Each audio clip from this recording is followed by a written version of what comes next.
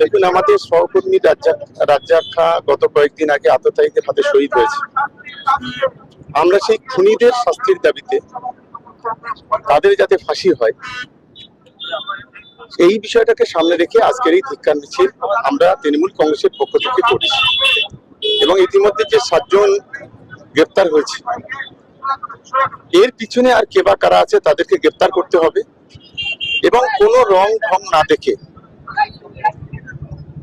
সকলকেই গ্রেপ্তার করতে হবে এবং তার দৃষ্টান্তমূলক শাস্তির ব্যবস্থা করতে হবে। এটাই হচ্ছে মূলত আমাদের দাবি। দেখুন, একজন সহকর্মীকে আমরা হারিয়েছি, পতিত হয়েছে, কিন্তু তার রক্তের বিনিময়ে আমাদের আগামী দিনে তৃণমূল কংগ্রেস কর্মীরা উজ্জীবিত হবে বলে আমি আশা করি। এটাই আমার অন্তত মনে হয়। দেখুন, যারা আজকে ভাঙড় শান্ত করতে গেলে বিশেষ করে যে সমস্ত সমাজ বিরোধী আছে তাদেরকে গ্রেপ্তার করা, গোটা ভাঙড় জুড়ে চিরুনি তল্লাশি চালিয়ে অস্ত্র উদ্ধার না করলে এই ভাঙড় কখনো শান্তি হবে না, ভাঙড়ে কখনো শান্তিও ফিরবে না। আমরা ইতিমধ্যে মাননীয় মুখ্যমন্ত্রীর কাছে আমরা আবেদন করেছি এবং কলকাতা পুলিশের commissioner of police mister Manoj বর্মাকে আমরা তার কাছে আবেদন করেছি যে অবিলম্বে ভাঙড়ে চিরুনি তল্লাশি হোক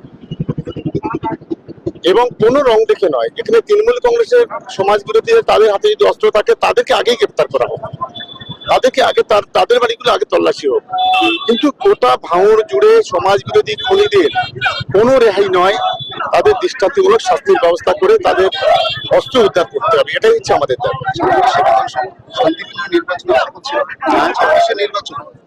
আমরা নিশ্চিতভাবে মনে করি আজকে একটা অংশের গদি মিডিয়া, পেড মিডিয়া এটাকে যেভাবে প্রচার করছে আমরা তীব্র নিন্দা করছি। বিরোধী দলের চাইতে এই গদি মিডিয়াগুলো তারা কিভাবে এই মুভমেন্টটাকে চেঞ্জ করে দেওয়া যায় সেই চেষ্টা তারা করছে। সে বিরোধী দল বলি আর এই গদি মিডিয়া বলি, এরা কখনো সফল হবে না।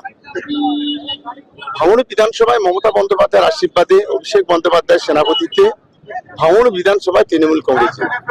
নতুন নতুন আপডেট পেতে সাবস্ক্রাইব করুন নিউজ আপ ডেইলি।